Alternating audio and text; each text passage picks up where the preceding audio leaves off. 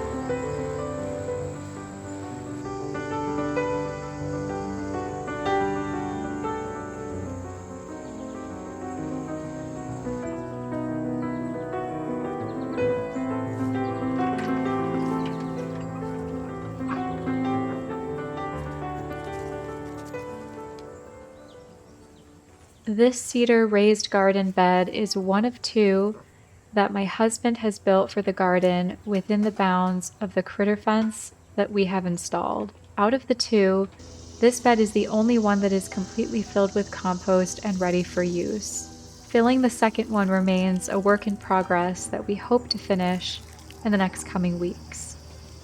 As you can see, I have started some fall garden planting and have built a simple trellis structure for beans to grow.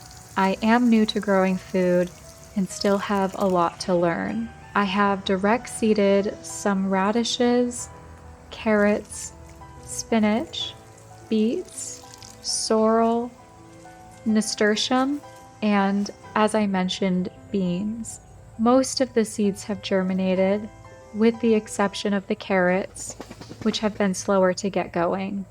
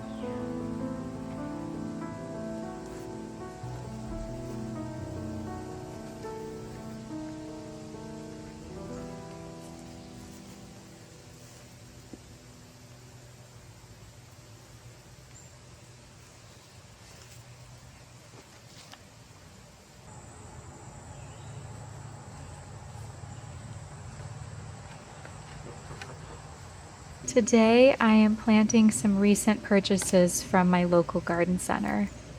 I was pleased to see that roses were on sale and that they had so many of my favorite David Austin varieties to choose from. Although it was a difficult choice, I chose the Princess Alexandra of Kent variety, as I find this rose has historically had few health problems in my garden and has phenomenal scent. I also picked up two Japanese anemones. Anemones are among my top favorite plants for their gentle, whimsical nature in the garden. I have not had success with getting them established in the past, so I am aiming to give them some extra attention this summer in hopes of making them a permanent addition to my garden and expanding my collection in the future.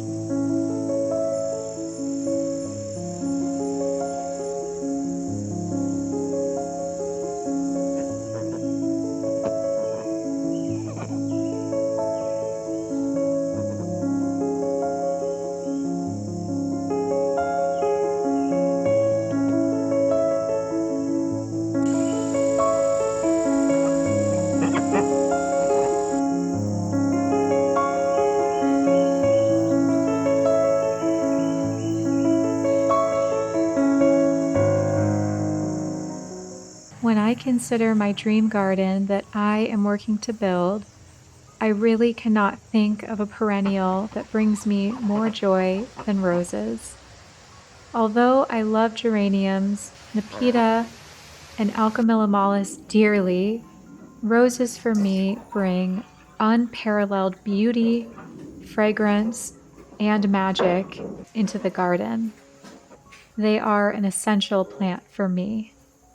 They have not been the easiest to grow for me in the Midwest due to pests and harsh winters, but every year I learn more about these delightful plants and I fine tune my growing methods a little bit more. This year has been my most successful yet, which brings me excitement and hope for the future ahead.